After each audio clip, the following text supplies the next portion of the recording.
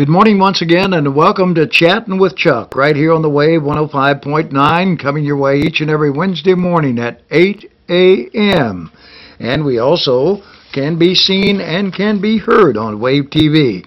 Go to the website of the radio station, www.1059thewave.com, and click on the Wave TV tab. And you'll see us just like you do right now, with my guest, Barb Burton, and of course Jim Hendricks will be along in a little bit here on Chatting with Chuck. Before we go to our first guest, let's take time to remind you of all of our fine sponsors. We want to thank Bogie Stone, Wabash Barbecue, Investors National Bank, Woody's Automotive, Cinchnick Jeweler, the Constitution Tribune, Hutchison and Company, Nico's Catering and Eatery. They've been with us since the very beginning. Other than Hutchison and Company that came on a couple of weeks ago. So we really appreciate their sponsorship. Let's pause now to hear from our sponsors, and back with our first guest, Barb Burton, the director of Festival of Lights.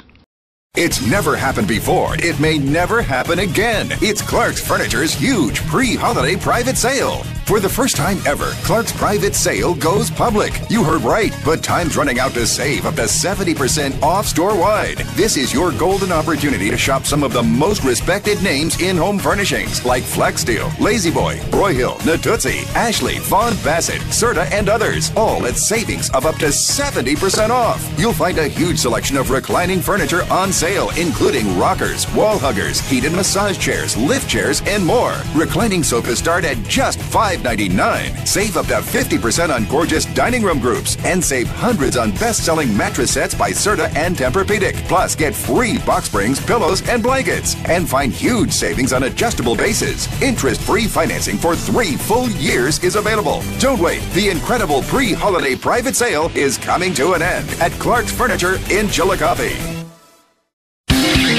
Hello, this is Nicole at Cross Connections Computer Essentials. Are you tired of driving all the way to the city for those computer parts that you just cannot find locally? Well, you don't have to anymore. We carry many computer parts and accessories that others do not. Also, with our speedy shipping service, we can order almost any computer part or accessory and have it here for you in 2 days. We also specialize in PC and laptop repair, networking, and repair of handheld devices such as iPads, iPods, iPhones, and most Android tablets and cell phones. So stop by today at 721 Webster Street on the north side of the square in Chillicothe. Cross Connections Computer Essentials, your hometown computer store. Back with Chatting with Chuck, and we welcome you, Barb, to our show, and we'll have Jim Hendricks along here in just a little bit. The Festival of Lights is something that you got involved with. Let's refresh everybody's memory and mine. What, 3 years ago? Actually, 4. 4 years ago. 2009. And this is it started in 2004. Didn't we figure that out? Isn't that right? I think it was 2005, really. Oh, 2005. All right. Well, I'm wrong on 2 counts already. So it's hard to keep track. 2005. But so it is the 7th year for Festival of Lights, and it's a program that got its beginning kind of in a meager way, and it is growing and growing and growing until this is the biggest and best yet, right? I think you're right. I just, the Festival of Lights has had some great additions, and, you know, I want you to tell me exactly how you got involved and what this means to some of the people that come out, and I'm talking beyond the people of the park staff or CMU, but this is an exciting time where businesses bring people out, where individuals come out, where families come out. How did you get involved in Festival of Lights? Well, I was very delighted to see it start in the first place back in 2005 when it did start, and really didn't have a chance to help too much until 2009, and that's, well, actually 2008, when I helped just a little bit, and the person that was in charge was really needing to move on, and gave me an opportunity really to get more involved and actually become kind of the coordinator of the whole event. I know that I loved it just as much as everybody else did, and it's so beautiful, and it really is a bright spot in our community at that time of year. It means so much to so many, and just hated to see it not happen the next year. I just wanted to see it continue and become a real popular tradition in our community. So I decided to jump in, and so I jumped in, and some other people jumped in with me, and now a whole lot of people are involved, and that's why it keeps going. Well, and it goes beyond, as you said, the committee. There's a committee of what, 6 or 7 of you? Yes, 6 people. That's right. And I know that's kind of the steering organization or the steering group, but there are a lot of volunteers that show up. I mean, this is not a 1 week or 2 week job. You start back in what, early October, right? Well, the actual decorating starts in October. That's right, when the volunteers come in. But we really plan kind of all year long. But we do have a lot of volunteers that have gotten involved. Some of the people are recently retired, or they just love it and want to come out and help a little bit. And what I find is that if people just give what time they have to come and help, if everybody does a little, then it all gets done. And they all had a part in it and helped to participate and feel good about it. And it really becomes an entire community event that way. Well, and there are businesses and groups that we talked about where they bring the office staff out and so forth and spend time. You have high school kids and younger kids, and you have some businesses that have the big bucket trucks that not only donate the trucks, which are very expensive if you were to rent those by the hour, plus the people that man them. That's exactly right. We have been so fortunate to have such contributions like that from businesses. They come out with their bucket truck. They have their employees with them. They're paying them to do that. Plus, they'll stay, for half a day to help us decorate some tall trees. We have other businesses that donate other big equipment like lifts for us to use. We have been able to add electricity to several areas, key areas of the park. And those businesses helped donate equipment, their expertise, their labor, materials and supplies to make that happen. And so, and we feel like those adding electricity to the park just helps all the other events all year long in the park too. So we've been fortunate to have such great input and help from local business.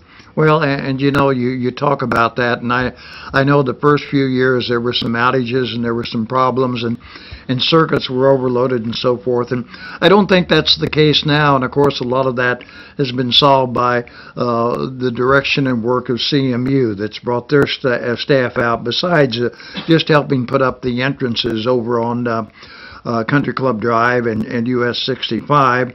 And maybe even over with the arch, I don't know. But you're right. When you mentioned that it's helped others, I think of the car show in the summertime, and of course the Chautauqua, where all of the booths are set up along through the area, and where there were existing problems before, they're no longer there. So all 3 of these great events, which bring really thousands of people to Chillicothe, the car show will have 3,000 people out there on one day, and the Chautauqua in the park for a 2-day event this year, I think, was a record. There's no way to really estimate the count, but you did that on the Festival of Lights by traffic that comes in, and you were really surprised at the cars, particularly the entrances or the exits that they use, were you not? We certainly were. We compared the traffic count before the Festival of Lights and then during the Festival of Lights, and we found that the traffic count at Washington Street at that entrance went up by 1/3. And then we also noticed that at the Walnut Street entrance, which is the south entrance, the count went up by 73%, which was huge. So we see that we're stirring up traffic in Chillicothe, and actually feel like we're stirring up traffic from the surrounding area. When people think about where they're going to do their shopping, I think they choose Chillicothe because they have this great park light display, the Festival of Lights, and let's do our shopping there because we can also see the lights. It's good for our town. Well, somebody was telling me the story about their parents making a special part of the holiday season to come up for the Festival of Lights when you have the ceremony, the kickoff ceremony out to the park. It was on the 17th of November this year. But you get a view of what's going on with our city through the Chamber of Commerce, through the city, through Main Street, when you enter at the south end and you see the snowflakes all the way up through to the north city limit, you see the downtown area, especially around the square, each and every building that has the white lights, and a program that was started a few years ago in a cooperative effort by Main Street and the business places. So and then you've got the Jenkins Christmas Village with its traditional lighting ceremony. So, you know, not just the ceremonies, but throughout the holiday season, there's a lot to see in Chillicothe. There really is. You're right. It's just one more reason to come to Chillicothe. We're just adding something to an already beautiful community, and with lots to see. You're right. I know that one of the reasons probably that the traffic picked up on Walnut Street was the installation of the arch. That was 2 years ago, correct? Yes. And of course, a beautiful entrance, and that came about because you had displays at the entrance on Washington Street, and later added one on Country Club Drive, and the Walnut Street idea came up, and of course it's right after you cross into the old entrance into Simpson Park and right before the bridge, and it's a beautiful sight to come in. I did this the other night, to come in on the Walnut Street side. Yes, and I would encourage anyone that hasn't come in on that entrance, drive in from the south through that Walnut Street entrance. It's beautiful to see the arch, and then to see everything else through the arch, and to see the park from that angle. It's just gorgeous. And I think the people on the Walnut Street side that live over there were saying to me, when are we going to get our arch? When are we going to have a big entrance over here? So when we saw this arch in another community, we were thrilled to and excited to think about, you know, having one here. And one thing that makes it so special is that it was built right here in Chillicothe, and it's a beautiful part of our community also. Well, you know, we're really so fortunate. Dr. Simpson donated the land on the east side before the Lions Bridge was put in to connect both sides where the new water park is going in. That didn't even exist as a park originally. And, you know, Dr. Simpson donated about 18 acres, I believe it was, on the east side. And, of course, now there's 38 acres out there. But we are so fortunate that used to be at the north end of town, and now it almost seems like it's in the middle of town by having the park with all the shade, the walking trails, soon the brand new water park, and the big events that we just talked about. Not many communities, they have big parks, but they're on the outskirts or not right in the main part of town. That's right. That's right. And it's very hard to miss. Everyone uses the Simpson Park as a you know, just as a place they recognize in Chillicothe, and it's close to the park, or it's right in the middle of town, so you just can't miss it. You see what's going on, all the big events, you can't miss them. They're happening right in the middle of town. Well, the traffic on US 65 certainly helps, and they look and say, my goodness sakes alive. But, you know, I think it would really be wonderful at this time of the year, the traffic that moves through our town on US 65, and they get to the north end and see the Festival of Lights and what's happened in our big city park. We want to talk more about that and the volunteers and some of the other things that make the Festival of Lights a very, very successful program that brings thousands of people to our town. We're going to take a break. When we come back, we're going to talk with Jim Hendricks about some new additions to the Festival of Lights program and his involvement in that program. So stay with us. We'll pause for a word from our sponsors and back with our second guest here on Festival of Lights with Barb Burton and Jim Hendricks. With the Hy-Vee Fuel Saver Rewards Card, you can save big at the pump. Simply sign up at customer service, then shop our ad for weekly Fuel Saver products. For every one you buy, you'll earn a discount on gas, as much as $2 or more per gallon. Because the more you shop, the more you save. Sign up for the Hy-Vee Fuel Saver Rewards Card at customer service today and start to earn big discounts on gas. Some restrictions apply. This year, wrap up your holidays in an unforgettable way. Indulge your loved ones with jewelry as unique as she is, with gorgeous gold and exquisite diamonds in the latest fashions. It's nearly impossible to go wrong. From classic to modern, there are options for every style. She'll be enraptured by these timeless and colorful creations that are as affordable as they are beautiful. Let yourself get wrapped up in the spirit of the holidays with sensationally crafted jewelry from Lawhoff Jewelry and Gifts in Chillicothe and Trenton. Back with Chatting with Chuck, and Jim Hendricks has joined us now, another member of the committee. And actually, it would be great, but I know that everybody is busy, that we could bring all of the members in and introduce them, Jim, to our audience and to the Chatting with Chuck program. But I know that you're excited about the new things that have happened here in the recent years, most of which you've been involved in. I guess the question I want to ask, how did you get involved with the Festival of Lights and your reason behind it? Excuse me. Okay, where I first came, I was approached about making the lighted tunnel, which I built that in my basement, and then we assembled it at the park. So that was my first involvement with the Festival of Lights. And the tunnel, tell them where that is. That leads over to the park area where the... for the shelter house, where Santa Claus always where Santa is. Right. And that was a big attraction, and then from there on, you know, we just have added other things, yes. Well, you're a very talented person, and I guess one of the big things that has been added, among others. But first of all, there was a complete new area that was added this year where there was nothing before, and that was over by the National Guard Armory. Tell us a little bit about that area. Okay, last year chose to put net lights on the bridges. Well, we put the net lights on the bridge to the Armory, which is also known as a bridge to nowhere, and that was about right. And that was a dark hill. Well, that just wasn't right to have a nice lighted bridge going to a blank hill. So chose that'd be beautiful to have a flock of deer up there, or herd of deer, not a flock, a herd of deer up there. And then I got saw 12 of them, right? 12 deer up there. And yeah, they're grazing on that side hill. And then I saw a picture of a shooting star. So we tried to put a couple shooting stars on that hill also.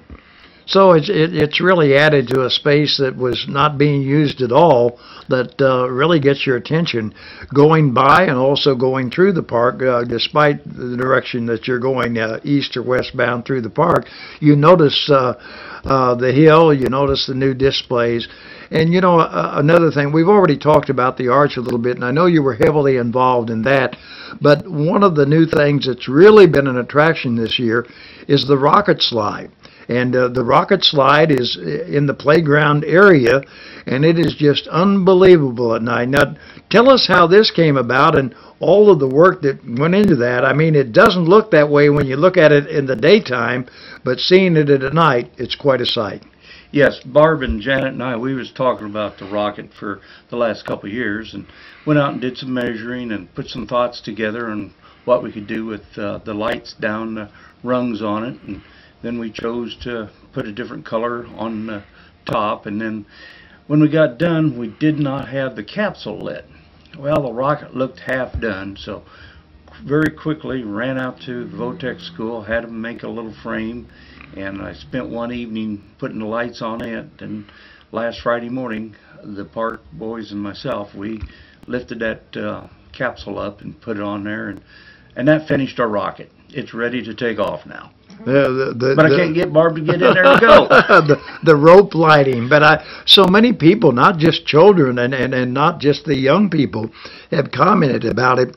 And, well, how was it done? And you just explained a little bit about that with the rope lighting and so forth. But it's just a beautiful sight at night, and it's just a great addition to the Festival of Lights program. So I know that you're very proud of that. You know, you talked about the bridge, and there was a proposal made on that bridge. Not only did people cross across there, I understand, to see Santa with the children, but there was a proposal, and then later a wedding followed in the park in the fall. So you know, it has, I guess, more things that are available to people than you maybe imagine beyond Christmas.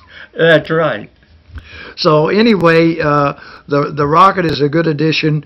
The arch was a good addition last year, and now you have the deer up on the hill at the armory, and who knows what'll come next. I mean, it's been a practice that you all have added not just one thing but several things each year that the Festival of Lights has continued. Correct?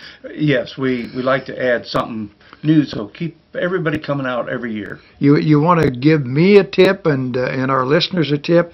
What's running through your mind and Barb Burton's mind and the Festival of Lights Committee mind for next year?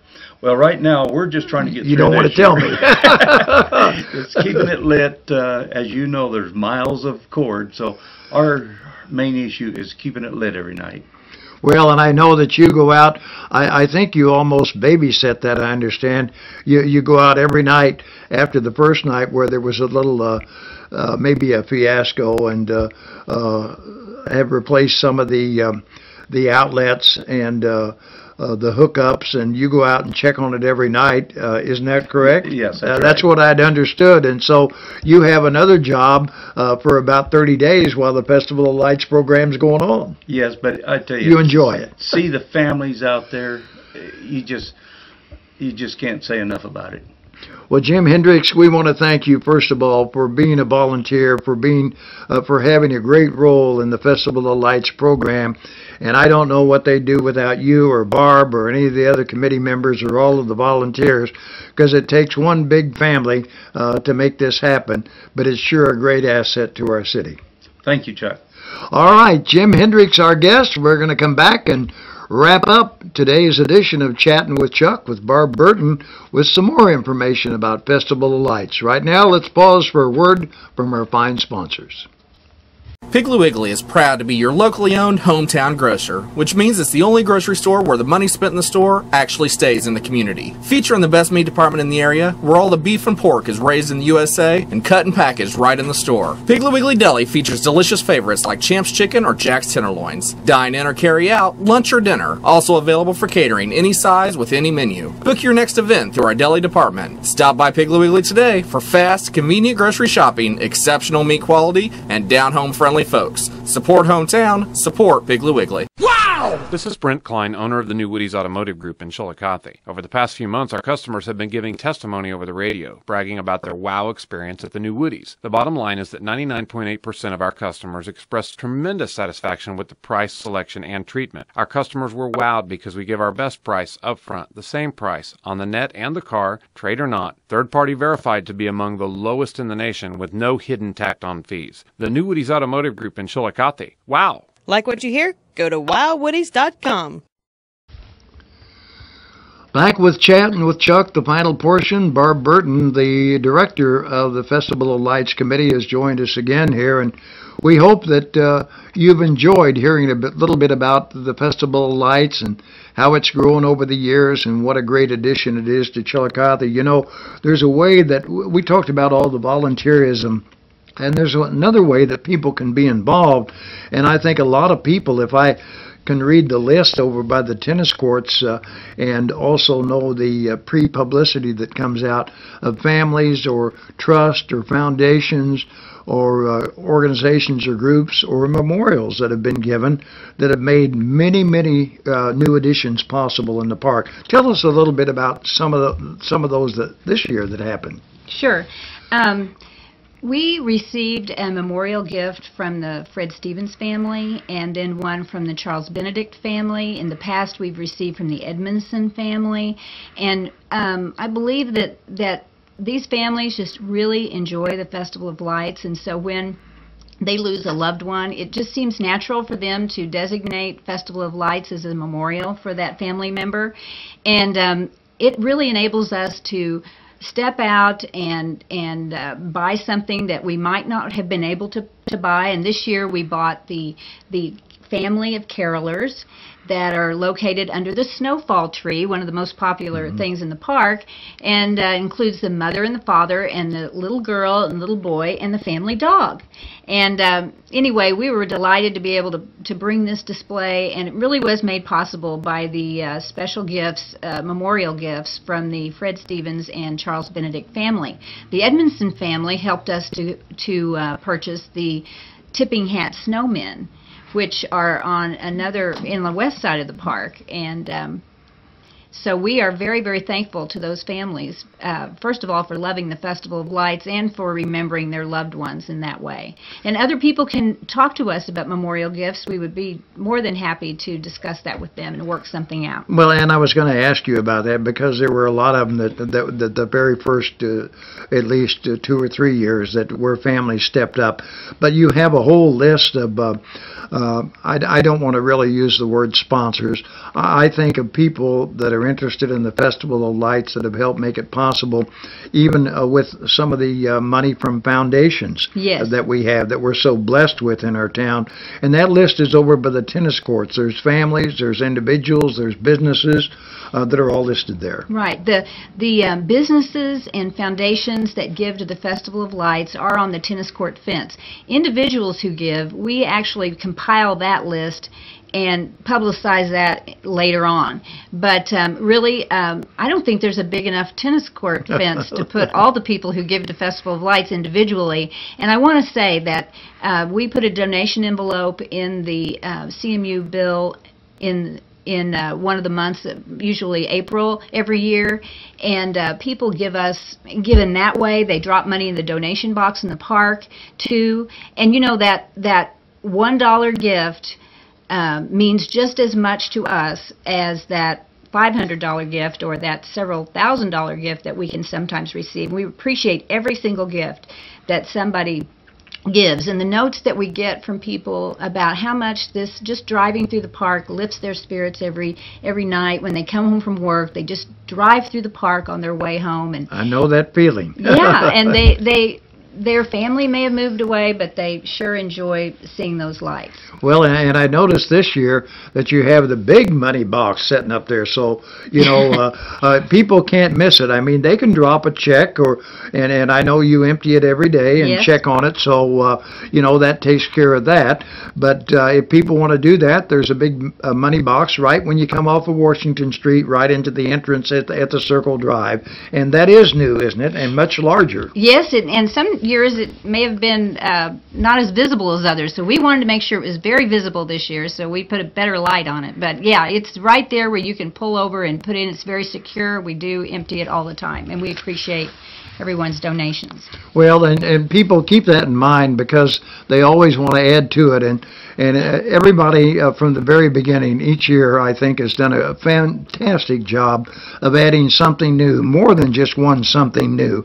And when you coordinate all of this and you sit down and talk about what's coming up, your committee, let's talk about those committee members as we close. Okay, I would like to mention their names. Of course, you met Jim Hendricks, and then we have Janet Barnhart, Mary Lou Wilhoit, Marcia Beatsma, and Kathy Gillen, all who help us put our plans together, and we delegate out lots of different jobs and get it done every year. Does Jim do all right working with 5 women? Well, we kind of order him around. No, we appreciate so many things about Jim. I cannot even tell you what a great addition he's been. It's his heart that is in this event so much. His heart and his talent. His talent, too. That's right. His absolute talent. Another group, too, that we want to mention is Grand River Technical School.